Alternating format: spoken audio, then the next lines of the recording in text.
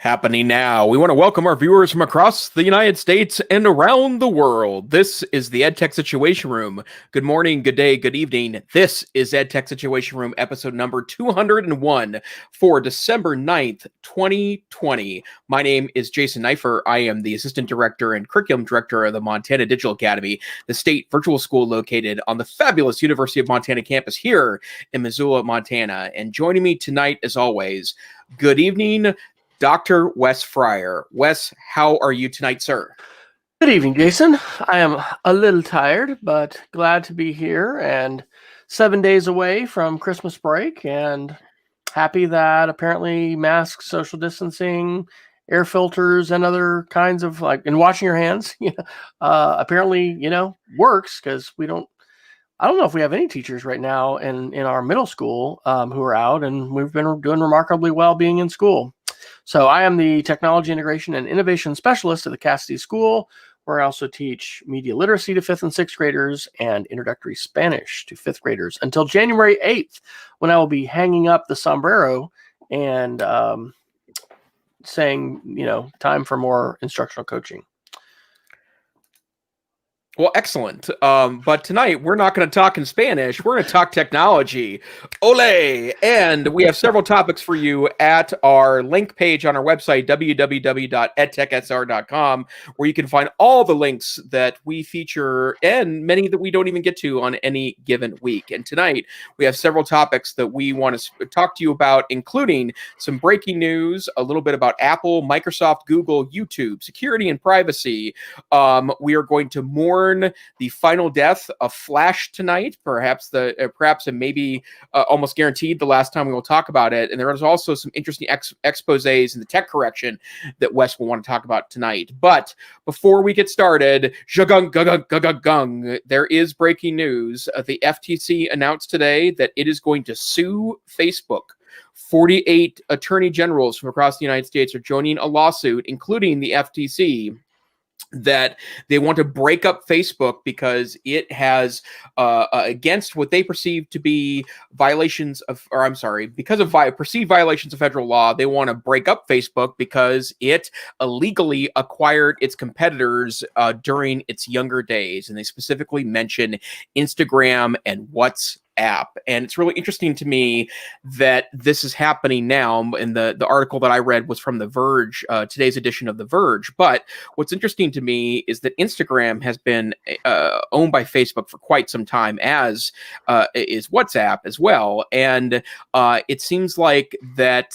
Well, I guess it's been a long time coming to get to this point, and one has to determine if it's truly been anti-competitive, if other competitives to Facebook exist. And I would argue that they do. There are other competitives to Facebook that are thriving. Twitter is thriving. It didn't seem to be impacted by the mass gathering of individual networks, and startup networks like Parler are thriving in 2020 as well. But we've talked about the so-called tech correction a number of times on this podcast, where starting around 2015, Dr. Fryer and I estimated that there would be some scaling back of technology companies, and also a grand reconsideration of the role technology plays in our lives. So let's start here tonight, Wes.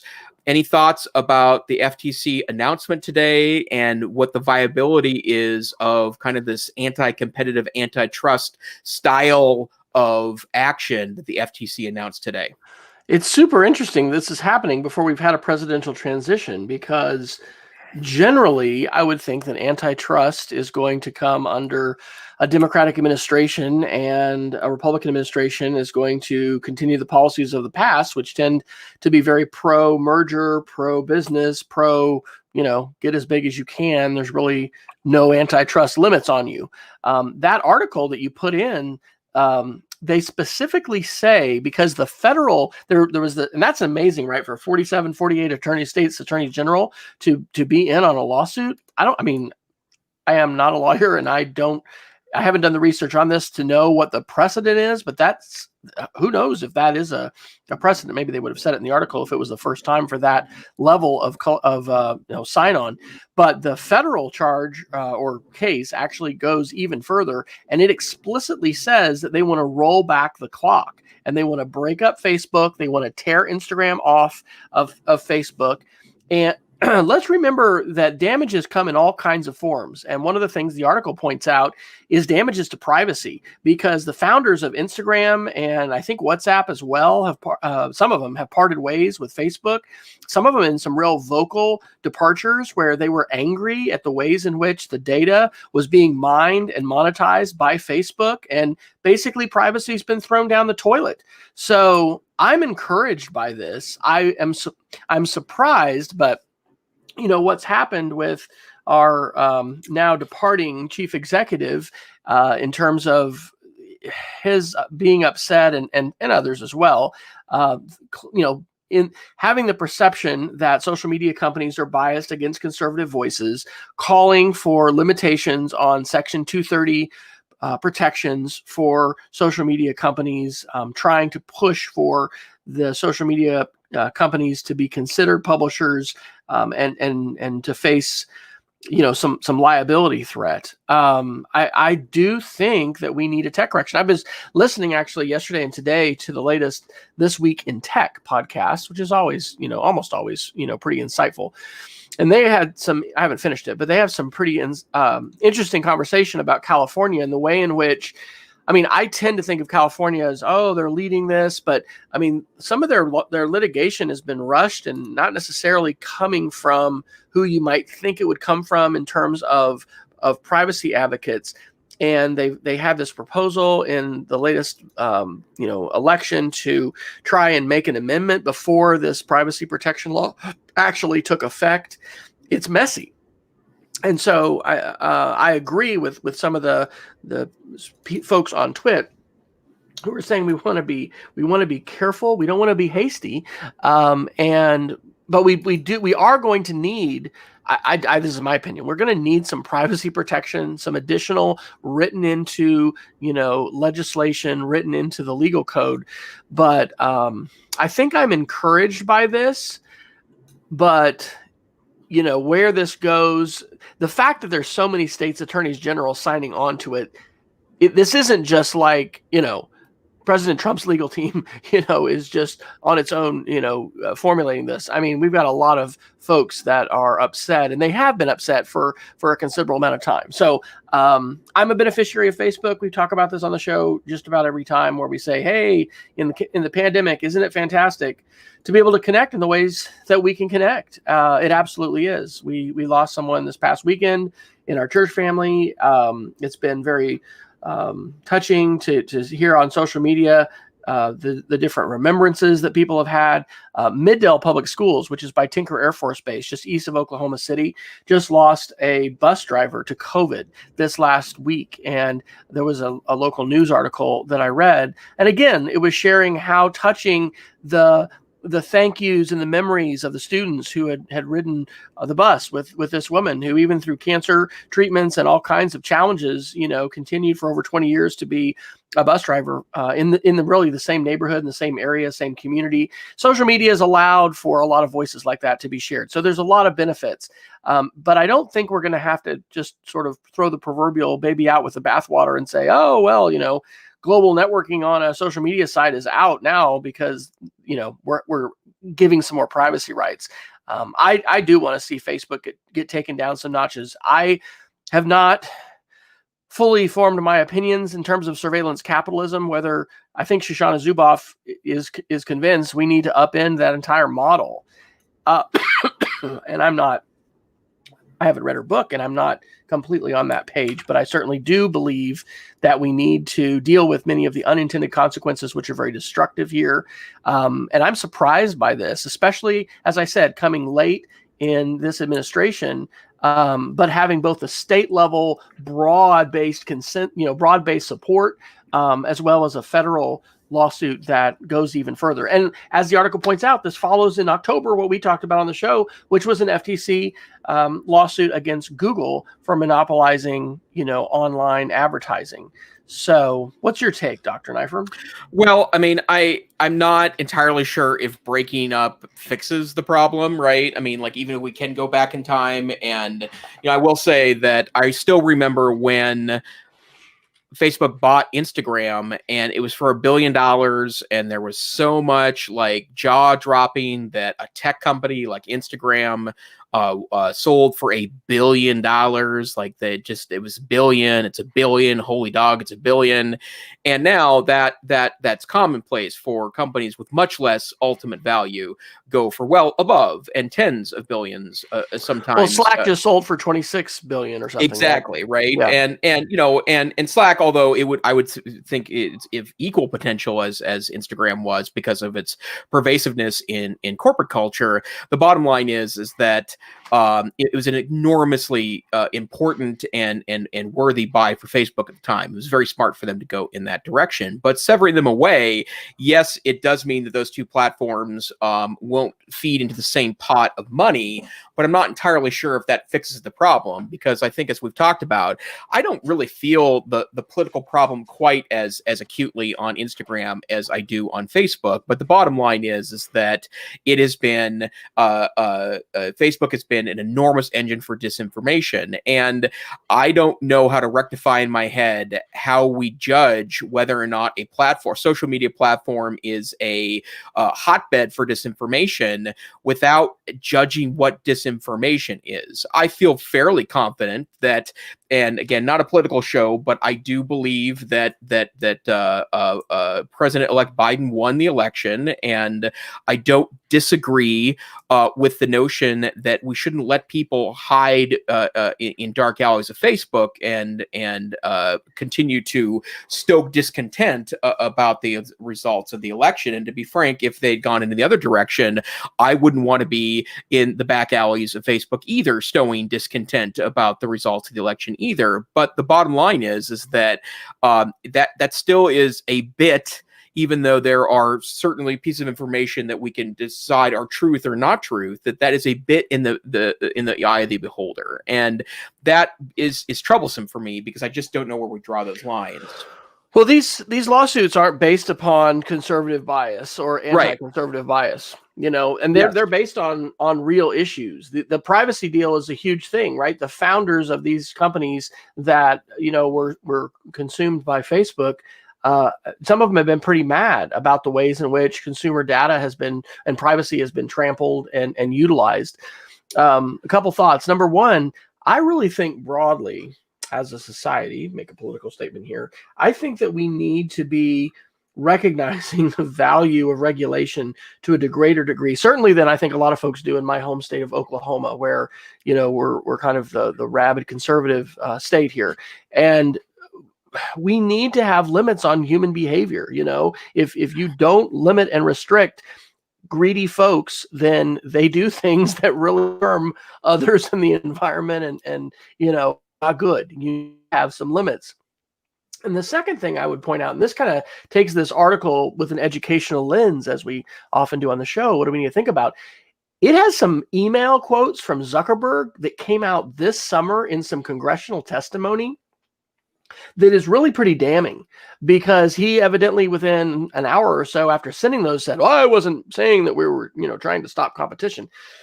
That's what the email said. The email said, we're going to, get these companies, buy them now, because that's going to buy us time, and we're going to prevent other folks from being able to get their market scale and reach their size. And it's interesting, right? Because capitalism functions on competition. I mean, this is why the marketplace of ideas, the marketplace of products, it's based on competition. But there's a point at which, when you become big, you are not supposed to use your power to prevent anyone else from entering the marketplace or from competition taking place. And I think those quotations from Zuckerberg that came out in congressional testimony, like I said, last summer, in the summer of 2019, are very damning. And so it was going to be very interesting how this comes out, because this is not sounding at all like, this was coming out of the Twitter stream of President Trump. I mean, I'm sure that his ideas and thoughts have quite a bit to do with what the FTC and the Justice Department are doing at this late hour, as they wait for the Biden administration to assume the reins of leadership and control in Washington, D.C. But like I said, these issues are much bigger than that. They are real issues. And this is the tech correction, folks. This is the tech correction. This isn't necessarily a Cambridge Analytica inspired tech correction, but in terms of tech companies not having very many limitations, and government saying, wait a minute, we're going to impose some limits on you. We're going to push back. We're not going to let you do whatever you want, because there's been some bad things that have happened as a result of your behavior. I think I'm positive about this overall. And hello, Peggy. Thanks for joining us. We're glad that you're here. Well, I want to mention one other thing that I think is kind of connected to this, and then I don't want to get too far down this rabbit hole, although I noticed that our security privacy section is once again this week much larger than our other sections. But Apple released something interesting today that really, really caught my eye. I'm not talking about those ridiculous $800 headphones. And for the record, you can buy their new headphones and a set of wheels for your Mac Pro for the same price as a high-end Dell desktop, but that's neither here nor there. Apple announced something new today that's part of its app architecture, and it announced it first on its development blog, but that they are going to start releasing kind of like that. There's nutritional facts on the back of your box of cornflakes. They're going to start putting a privacy statement on every app that's available for download in the Apple app architecture in the App Store. So your iPad apps, your iPhone apps, and then if you're using the newest version of the Mac platform with the N1 chip, you can also utilize these apps on your Mac OS platform. And it goes through and tells you exactly what data that a particular app is collecting on you, and what's not collecting on you, and what's being tracked as you use the app. And it's interesting how this played out today, because almost immediately there was some controversy about this, and one particular app kind of pushed back or nudged back a little bit. And I want to say it was WhatsApp, which is obviously interesting in light of the earlier discussion today with the FTC. But in response to WhatsApp saying that Apple's apps, so the ones that are bundled with the devices and are also available for download in the App Store, also have potential privacy issues, Apple announced that it would apply the rules to itself as well, and that all the apps that come bundled would also have this privacy statement. And I think Apple has been the leader of this privacy discussion for some time. They honestly don't really need your data, because if you're willing to buy into the Apple architecture, you're already paying a premium price for that hardware and software. So they, really, their business model doesn't rely nearly as much on data analytics and utilizing your data for things like advertising as other platforms like Google. But the bottom line is that they're going to empower consumers to say that starting today, if there's a new app in the App Store or an update to an app in the App Store, you have to disclose precisely how you're using data and how you're tracking its users. And I do think that this is also part of the longer conversation, that there are going to be some apps where you're going to be willing to trade your data for various reasons. And, a good example of this is that I could be talked into very easily, I think, that especially if I lived in a larger city, that selling my location data as part of a Maps app makes sense if it's going to mean that long-term that city planning is better because of roads, and that traffic data is utilized to help find alternative routes for me, or let me know when traffic is significant or heavy. That's just an example, very, very top level example. But knowing that, getting into that means I can make a decision as a consumer. And so I guess as our resident Apple guy, Wes, although my MacBook is probably going to be here in 2 weeks, the bottom line is that, you are using this for your mobile devices. What's your reaction to this newest announcement from Apple? I think it's great. I think that we do need to have greater levels of transparency, not only for consumers, but what this is going to do for journalists and for other watchdog groups that are, possibly going to be reading these things, in aggregate and in detail, maybe to a greater extent than consumers will. These things can be overwhelming. I mean, look at the iTunes agreement, right? It's 48 printed pages or something crazy, and they can update it at any time, and they do update it frequently. But I think part of where we want and need to go with respect to privacy specifically is definitely a greater level of transparency.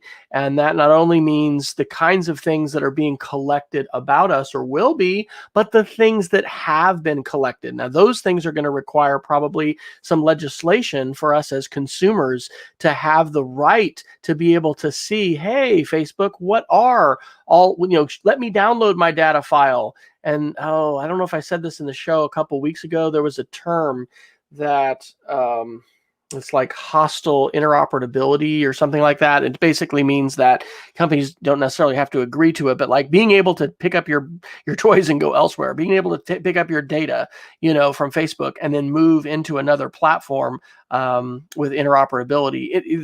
The direction we need to go is having greater levels of transparency and then greater levels of choice.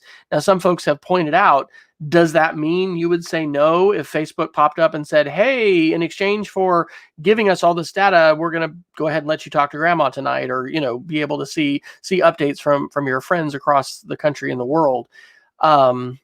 People in general still probably like the agreement that they're making, but a lot of us as consumers are not fully aware of the trade-offs and the ways in which these pieces of data are being utilized about us.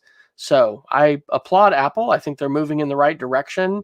And I think this also is an example on the tech correction topic of where companies are going to be responding and trying to do enough to stave off regulators and be able to say, hey, look what we're doing. We're doing these things. And you're right. Apple is far less of a surveillance capitalism company than Amazon, Google, Facebook, but they do have a large services industry. I think they're really capitalizing and will continue to capitalize on that privacy piece because that is a differentiator. And they do have a huge amount of revenue from hardware, don't get me wrong.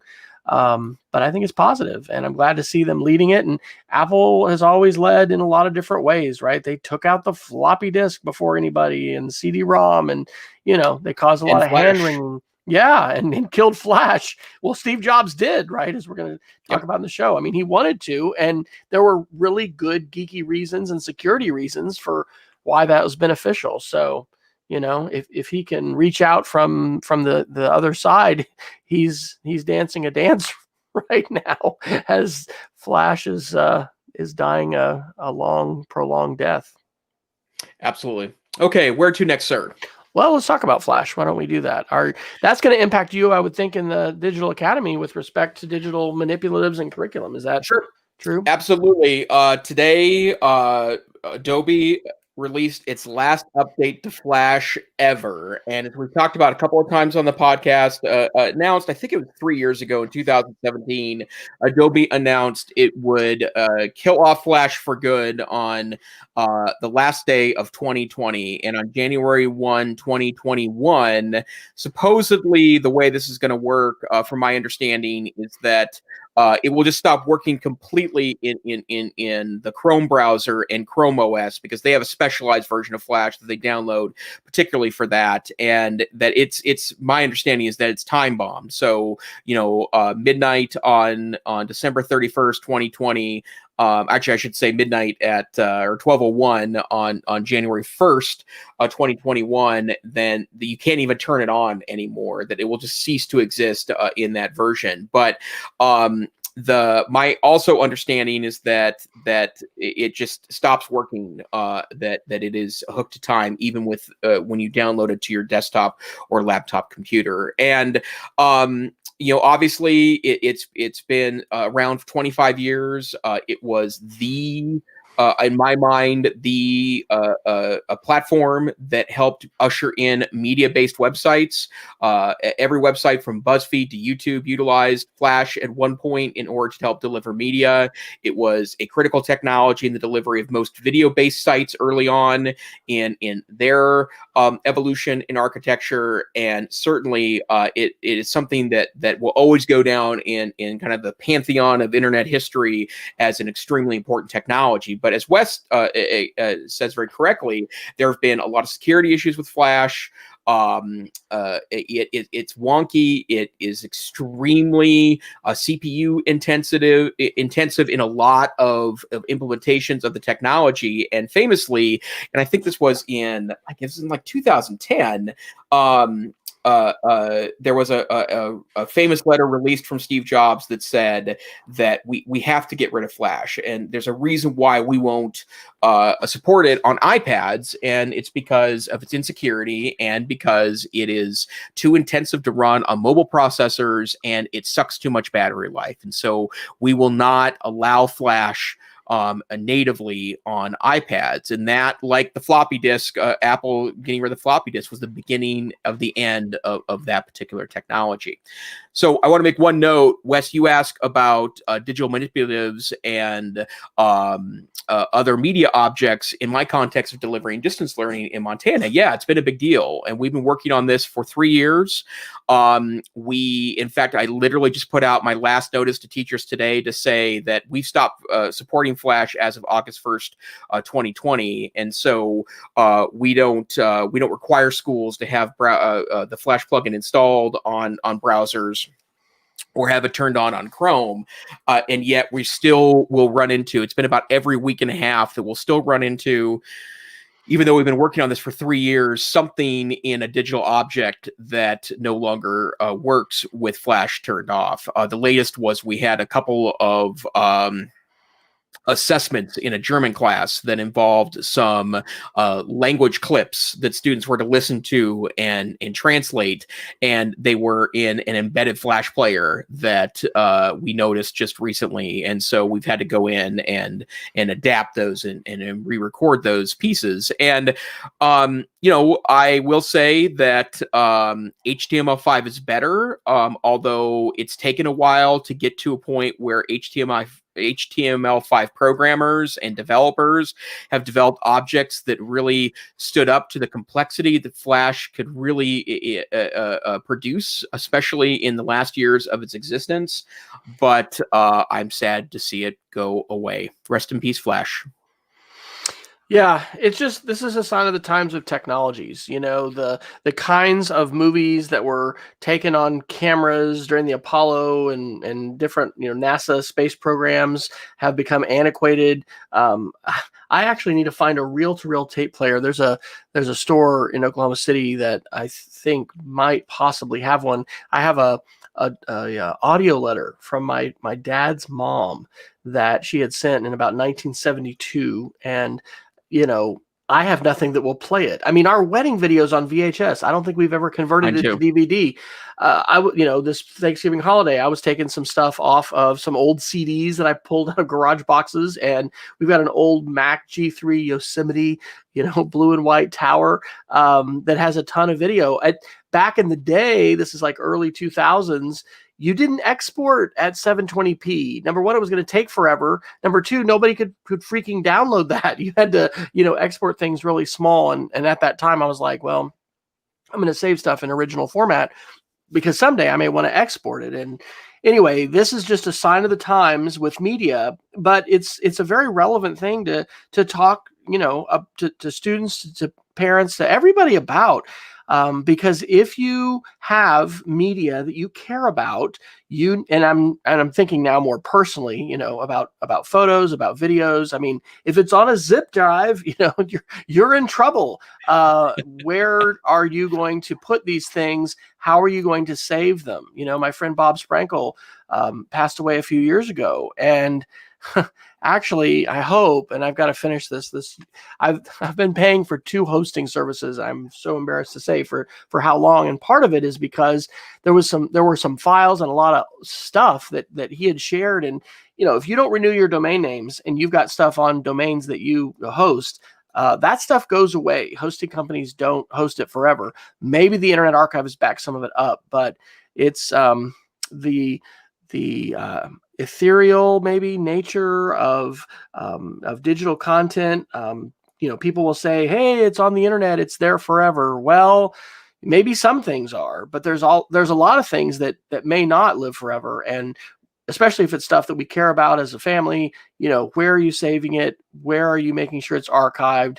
And like everything else, you probably need to back it up multiple places, and that is going to be an enduring challenge because formats and things like that are going to continue to change. So I think we'll have some teachers at school impacted. I was talking, my daughter had to enable Flash this semester for a textbook website that her French teacher was, had been using for years and was still using. And honestly, I need to remind him and say, hey, don't forget, this is going to break at the end of the month.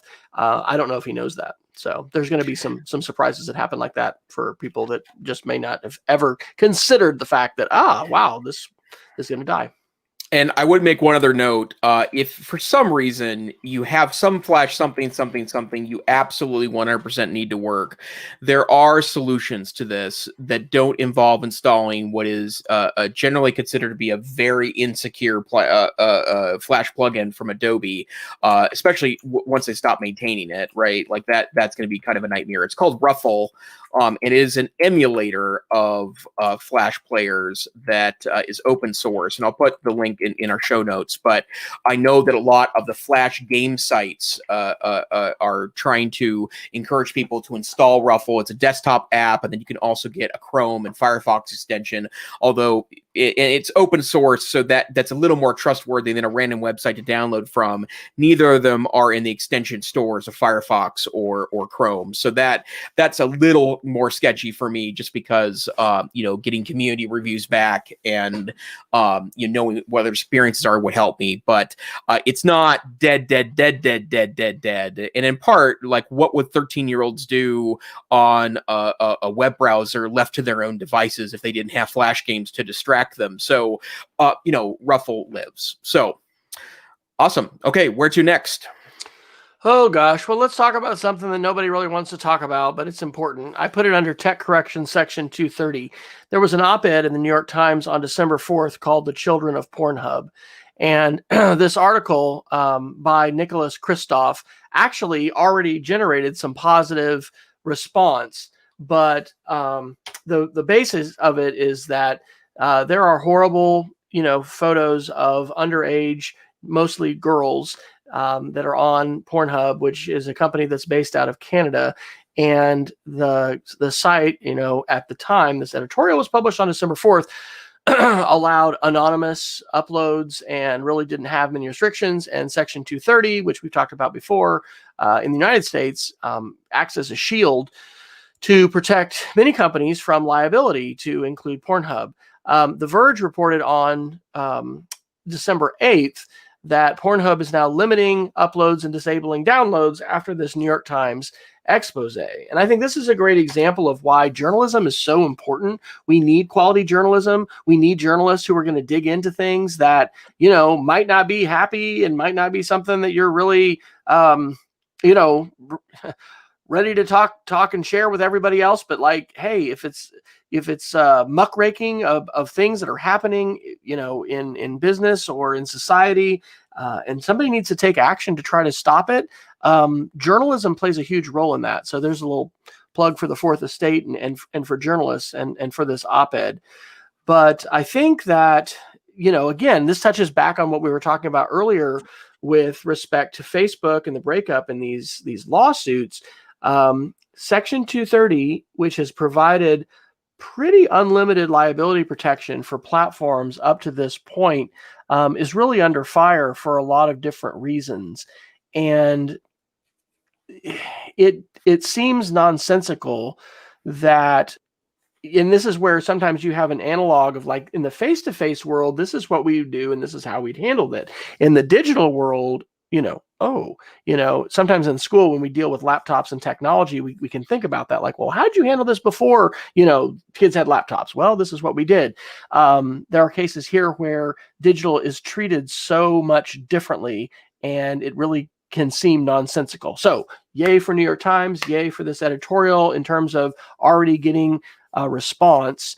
And I think this is another sign of an area in which we need to have a pushback. I think it was actually a year ago, because there was a series the New York Times did in December, and it didn't get maybe as much headline play and just attention as it needed to, but it was a series of like 3 or 4 articles that basically were just showing how horrific the darkness on the internet is and how paltry the funding had been up to that point in the United States federal government specifically to try and address it. It's just completely overwhelming. So glad to see this article and hope that more will be done to try and address these issues, because there's a lot of things we can disagree about, but the kinds of things that they're talking about here, unless you are an absolutely unrepentant internet troll, you're going to be able to agree that these things should be stopped.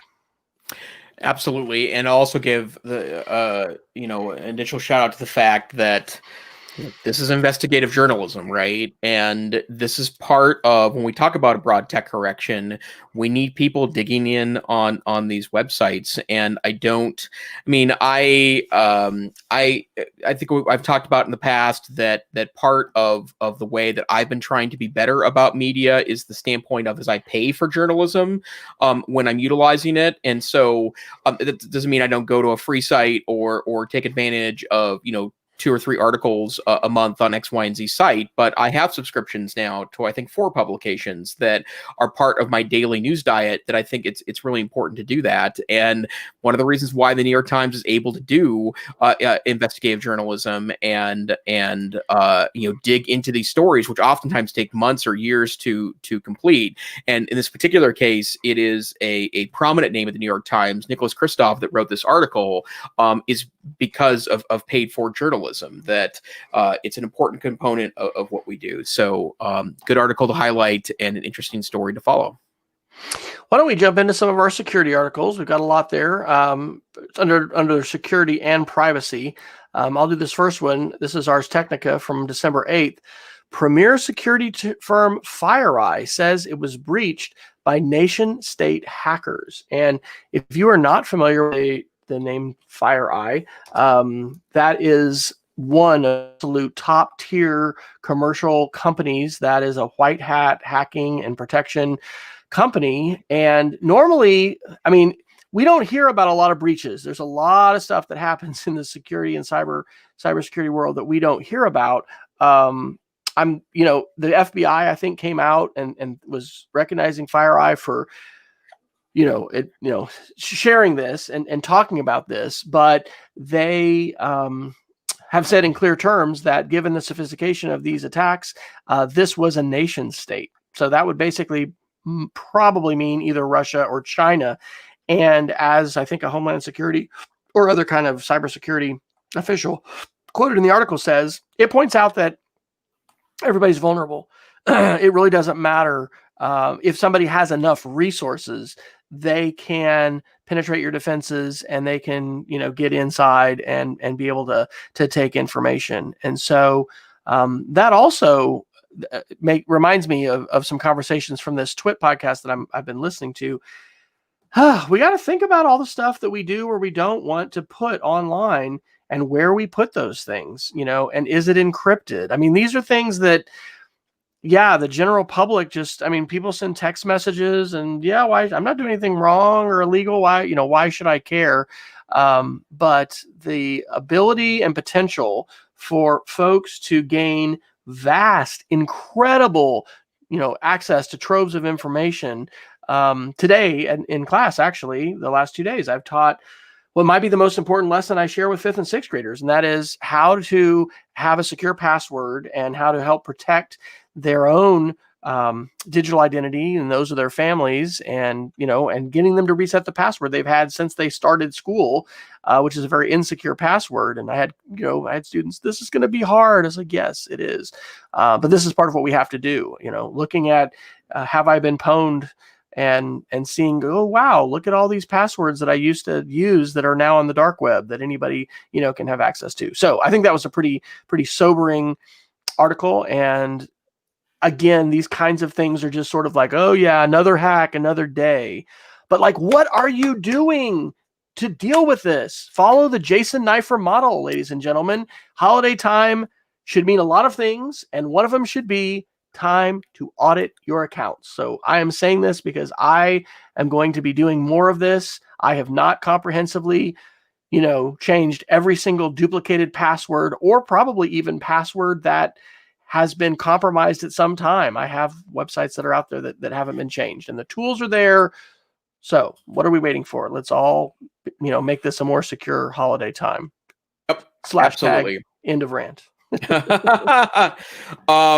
I would say so. A related article to that discussion, and actually, I get this question relatively frequently. So, and this is carried over from a couple of weeks ago. Is Windows Defender good enough to protect your PC by itself? And this is a good PC Magazine article. I will kind of give you the too long didn't read summary, which is it's probably fine. For most users, right? You can do better than Windows Defender security, but it's probably good enough for most of what folks do, and they make some recommendations there. But I would say the reason why I like this article in context of what you just mentioned, Wes, is the fact that I do think that obviously malware is a really terrible thing, but malware can't save you. I'm sorry, antivirus software, anti-malware software can't save you from yourself. And if you introduce threats into your cybersecurity life, there's really not a whole lot that third-party security software can do for you. So utilizing good software like a password manager, I will note something that I did. I was actually wildly cautious during Black Friday and Cyber Monday when it comes to buying stuff. Not that I go on a spree necessarily, but there's usually something that tempts me on one of those 2 days. I did do some minor stuff. I did get some really beautiful Anchor USB-C cables that were on super discount from Amazon. But one thing I did do was I bought the commercial version of LastPass, which is my preferred security manager, and I paid for that. I think I paid $24 for a year, which is I want to say it's 50% off. Even at $50, it would be worth it to me from the standpoint of it's been so valuable to me.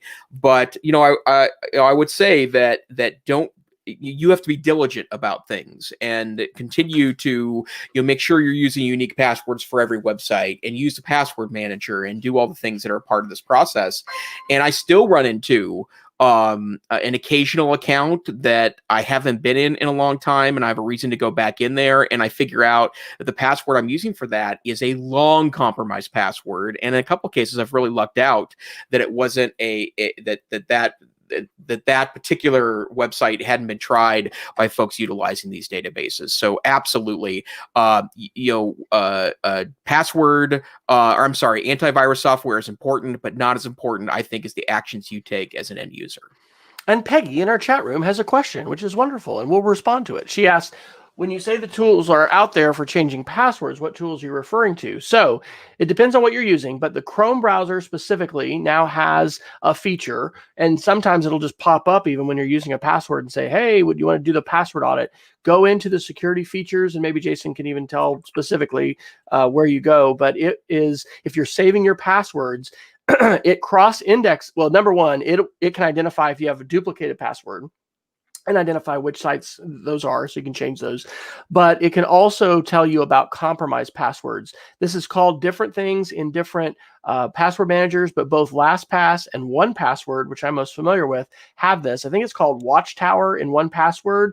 And so it takes the database of known breaches, which is what that website, Have I Been Pwned, does. When you put your email in, and I'll drop that into the chat, it tells you, hey, this email address was involved in these security breaches, and this was the kind of information that was taken in that breach, whether it was the actual password, other things sometimes like birthday, could even be social security number, password hints, a lot of things like that.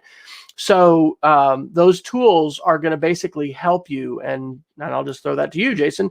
I'm guessing as you have done your audits of passwords, have you relied upon those kinds of tools from LastPass or other tools to help you? Or how did you make sure you were going through all your passwords and cleaning up the ones that needed to be changed? I have two strategies. The first one is I've used the Google password checkup. So if you go to passwords.google.com, assuming you're a Google user, it will do an audit of your passwords. It won't automate changing them, unfortunately, but it will create an opportunity for you to see which accounts could potentially be compromised or have already been compromised. And I will say that it's been a big value to me to see that list, right? In a lot of cases, it saved passwords for sites that I've been on for some time, and I actually went in and deleted that account.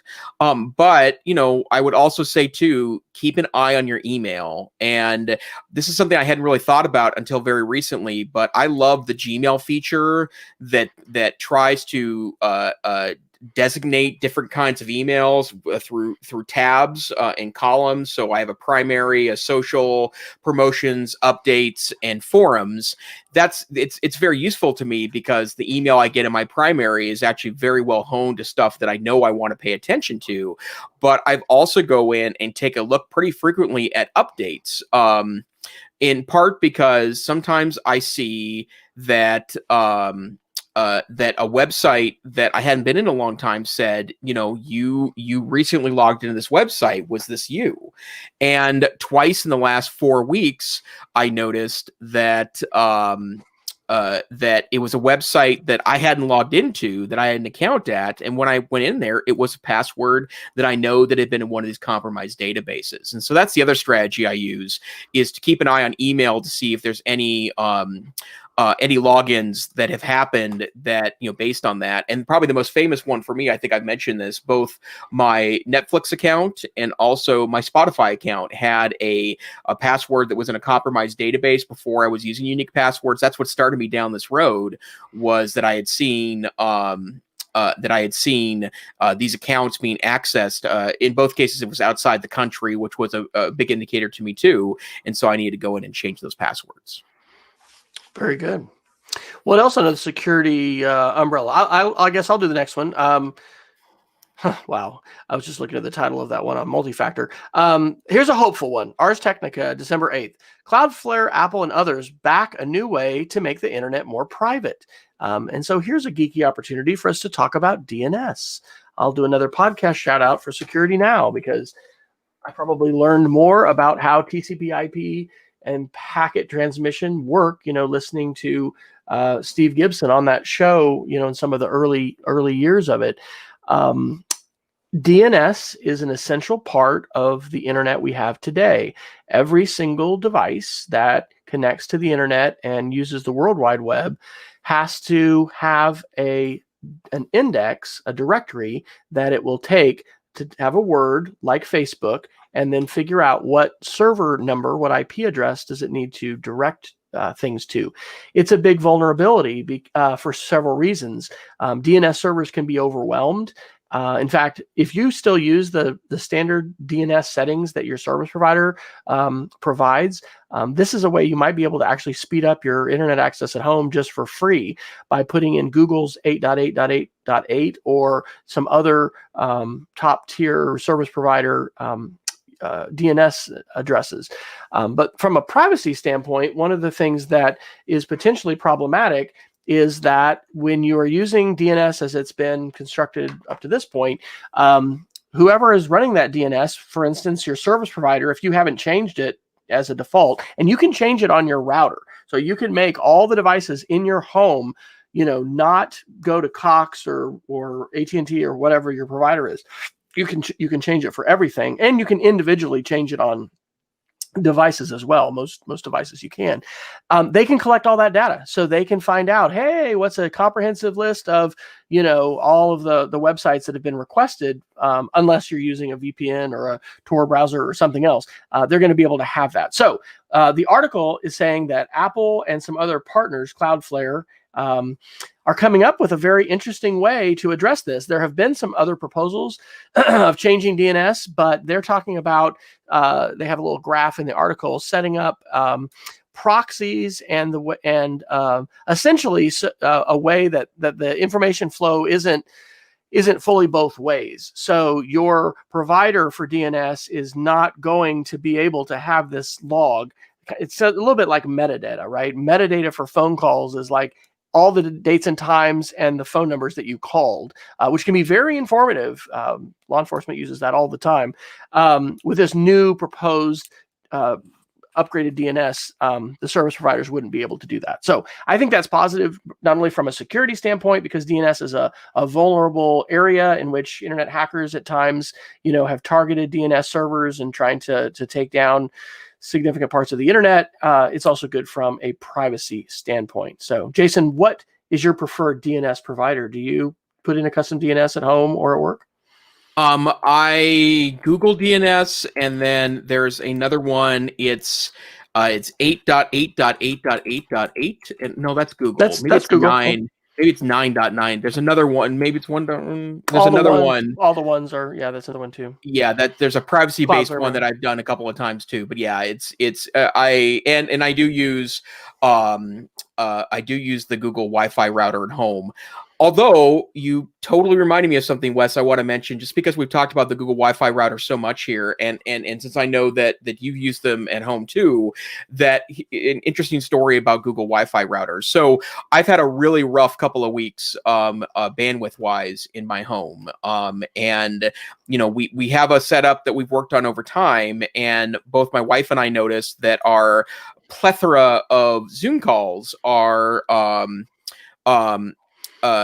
have not been super great, and in fact have been getting worse. And it was so bad last week that at one point I actually jumped on my phone as a mobile Wi-Fi hotspot. And so I went in the other day kind of annoyed and noticed that there was an update available for my Google Wi-Fi system. And as it turns out, those there was 4 updates available, and it had installed them automatically going back to August. And I thought that all happened automatically, but you may want to check out, if you are a Google Wi-Fi user, especially if you did it based on Wes and I's recommendation that you do so, go and check to see if there are updates for that, because as it turns out, that resolved a lot of my issues regarding my Wi-Fi and how it was handling video calls. Okay, excellent. And then one other quick security article that I would also mention this week is chances are you have a smart speaker in your house. If you're listening to this podcast, you probably have a smart speaker in your house. We've talked about the privacy problems with smart technology like that in the past, but there's a really excellent article from Recode today that talks about the kinds of actions you should consider taking if you have a smart speaker in your house and you don't want to sacrifice your privacy. And it's not a foolproof method, and you are introducing an open microphone into your and there's my cat, an open microphone into your home, and you have to have some trust for the company that you're working with. But the bottom line is that, there we go, Lily the cat, ladies and gentlemen. And if you're getting a smart speaker for the first time, or if you're putting one in a kid's room, or you're doing something along those lines, that Recode article was pretty comprehensive and gives you some indicators of the kind of stuff that you can do to be more security and privacy minded with smart technology in your home. There's another article, and I might have put this one in a while back. It's actually from Forbes on November 14th, so it's a while. Your password isn't safe, neither is typical multi-factor authentication, Microsoft warns. Look, using any kind of two-factor authentication is better than none. And we've been at a point where so few people have used it that using anything to include the least secure way, which is SMS or text message two-factor, it's better than nothing. But we're at a point where, especially if, and I don't think there's probably any high-level government officials who are listening to our show, but if you would be a person that could be or is being targeted, hey, if you're an election official in the state of, Georgia, for instance, it's crazy the stuff that's been going on. But actually, this is real. This has happened. You might want to consider, having a more secure format for your two-factor authentication, meaning using an app.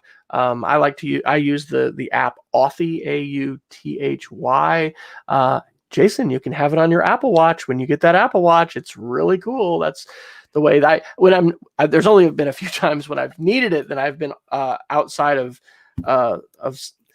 Actually, this happened when a couple spring breaks ago. We were in California at a location that didn't have cell service, but they had internet, and my GoDaddy account was SMS only, and so I couldn't get that text message to log into my GoDaddy account. Like, I really needed to do that when I was on vacation. Actually, I did.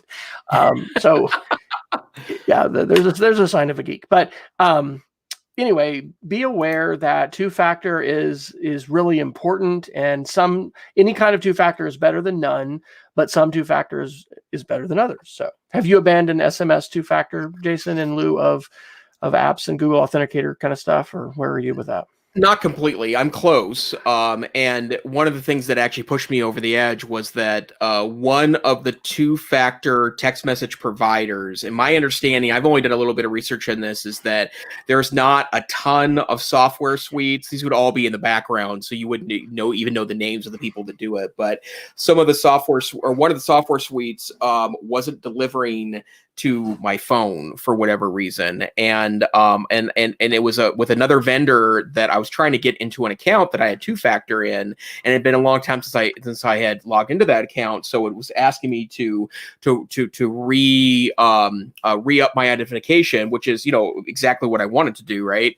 And as it turns out, I was not receiving text messages, and so it took me about a week to get back into that account. I had to fax them a picture of my photo ID and provide them information, and they kept apologizing. Said, no, this is exactly, I wish that this thing worked better with my cell phone, but you're doing exactly what I'm asking you to do, so thank you for doing that.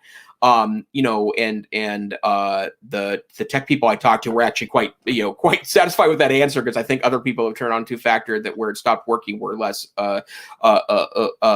accepting of those answers. But then I started moving towards my preferred app is Authy. So the Google Authenticator is good, Authy is good. Microsoft has a pretty solid Authenticator app as well, although it works mostly with Microsoft stuff. And when I signed into Microsoft like Windows for the first time on a new machine, I don't even have to type a password. I just type my username and password and go into the app and clear that, and it just sets up my account automatically that way. So and it forces me, because I have biometrics turned on my phone for that particular app, it forces me to authenticate with my thumbprint. That's pretty cool. Holy smokes, it's almost the top of the hour. Is that wrong? Is my clock messed up? Nope. Some password managers will do this as well. My wife, I wanted to help her and did help her turn two-factor on for her Twitter account. Of course, she's got it on email and other things too. But we ended up using 1Password, and it has that ability with like a QR code, to be able to generate a random code. And you need to pull that thing out when you're going to be logging in on a new device. And then periodically, some websites are going to time out after 30 or 60 days or something like that, and you're going to have to provide another number. But all of those things are good and important. And again, I encourage folks, let's use the holidays for many things, but one of them could be to be just a little bit safer. So consider some of these suggestions, and let us know if you end up doing any of these, or you have better suggestions or other ideas of how you're navigating this. Because like I said, teaching 5th and 6th graders today, I really do hope that they talk with their parents about these things, because who's going to be the person to have that security conversation. You want to have it. Other people should want to have it before it's, they've had a hack, they've had an identity hack. And here, I'll drop this in the show notes. There's the link. Have I been pwned? I'm sure we've mentioned that before, but there's a Microsoft white hat hacker who maintains that. And it's not comprehensive of everything that's on the dark web, but there's enough there that if you have an email address that you've had for a while, it's probably been in some breaches, and it's a great way to personalize the importance and need for this. And yeah, probably nothing has gotten my kids all agitated and just kind of fired up as that did today, because they were putting their parents' email address. Oh my gosh, mom's email's been hacked. It's like, okay, this is what we're going to do. These are the ways that, we make sure we're not using those passwords anymore. I want you to talk to mom, and hopefully someone will. Well, Wes, we're at the top of the hour. That seemed to happen a little faster than 60 minutes. Why don't you share your Geek of the Week with us? Okay, my Geek of the Week is a blog post. Oh my gosh, I wrote 0 in the month of November, I think, and so I put a post up this week. But Monday, I had a chance to be a facilitator, and Peggy actually joined with the Digital Media Club. It's called DigiURI for the University of Rhode Island, but it's the the Summer Institute on Digital Literacy. And they have a monthly club that meets the first Monday of the month. And so I was able to host the conversation, which included folks from literally around the world. We had folks from India, from Paris, France, a number, of course, from the United States. And so we talked about a fantastic TED Radio Hour show that I think maybe we even mentioned it, Jason. That's how I heard about it. Or maybe not. We talked about it on the show, but it was from March 2020, and they re-aired it in the last couple months. But it's called IRL Online, for In Real Life Online. And it features 7 different folks who've spoken from the TED stage: Claire Wardle, Zeynep Tufekci, Edward Snowden, Marguerite Vestager, and Adam Alter. And it's an hour long. The episode itself is fantastic. And I think our conversation was good as well. And I'll put a link into the Media Club because it's free and it's wonderful. And if you're at all passionate about media literacy, it's a great group to be involved with. So what do you have tonight, Jason? I want to share a website that I've actually used a half dozen times in the last couple of months. So I have not done what I tend, I would say, 2-3 regional conferences, 1 or 2 national conferences a year is the extent of my conference travel. I present almost all of them because that's, in a lot of ways, some ways I pay to go to those conferences is in that way.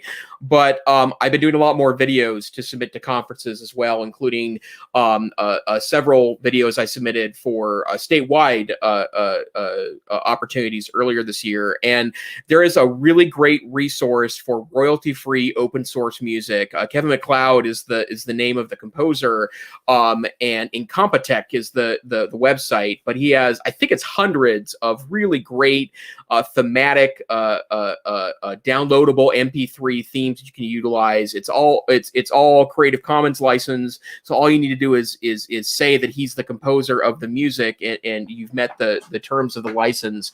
And the only reason why that I remembered it recently again, other than I've used it in off and on over the years, is that he's a pretty popular guy on TikTok. A lot of his themes end up getting used as background music for TikTok, and I've been kind of for better or for worse, I've been pretty deep in TikTok culture the last 3 or 4 weeks or so, and I have to say it is a touch addicting. But great website, excellent stuff, really great themes that I think are super useful. That I think you would like. So Incompetech.com is the website. And let me throw in 2 more quick things. I don't know if it's a complete new, but he has another website called Film Music. And I kind of think Incompetech might not be as as development as this film music site is. It's incompetech.filmmusic.io. So I just dropped that in. And I use that for, brisket, time-lapse videos for YouTube, brisket cutting and other things. And then really fast, I forgot I had a second one. Smart plugs. I just installed a smart plug on our Christmas tree. It's lovely to have the Christmas tree come on and off by itself. And I dropped a link in there to my favorite smart plug choice on Amazon. It is a GoSund mini Wi-Fi outlet. It's actually a 4-pack. That's $30, so that's a little bit better than you can get for just buying one at a time, but works great with the Amazon Echo and the Google Home, which is the one that we use. Really quick to set up and just becomes a device in your your arsenal, and you too can have 30 plus devices on your Wi-Fi network if you start to buy plugs like this and get different things in your home turning on with the command of your voice. It's so cool. You live in the Star Trek future today. Google Home and the Wi-Fi plugs from GoSund. Great. Thanks, Wes. Well, where can people find you? A completely unsponsored endorsement. I'm although we're open to sponsorship. Go. That's right. Well, maybe we need to. Maybe that'll be our new leaf for 2021. W Fryer on Twitter, speedofcreativity.org, mdtech.cassidy.org for my media literacy curriculum. How about you, Jason? You can find me at Tech Savvy Teach on Twitter. And hey, pretty quick, we're going to announce a date, I think, later this week for NCC 2021, which will be online this year. A lot of work happening with that crew to try to put out a great technology conference. And because it's going to be nationwide, and I'll also tell you right now that it's going to be an inexpensive conference as well, that we want to get a nationwide audience, really an international audience, and are pricing it to move. So keep an eye on www.ncce.org. But this is not about our social media handles. This is the EdTech Situation Room. We are a once-a-week podcast that broadcasts on Wednesday nights at 9 for Central Time. Yeah, okay, for me, 9 p.m. Central Time. I forget you're a night owl on this podcast. I am a bit earlier at 8 p.m. Mountain Time and somewhere in the middle of the night UTC. We'd love if you join us live. Check out, we put links up on Twitter at EdTechSR. You can join our chat room where our Peggy, our chat room moderator, is always there to say hello to guests and also to the host as well. But if you can't do that, check us out wherever finer podcasts are aggregated. There's not a podcast app where I've not seen us available. You can also ask your smart speaker to play the EdTech Situation Room. Go to our website, edtechsr.com, download teeny tiny MP3 versions, or you can find us on Facebook or YouTube. In any case, we'd love to see you next time. Keep an eye on the podcast. I think next week we'll probably end up putting out some last minute gift ideas. If you're looking for perhaps some geeky gifts, we'll talk about that next week. And otherwise, we hope to see you next time on the EdTech Situation Room. Stay safe, stay savvy. Good night. Good night, everybody.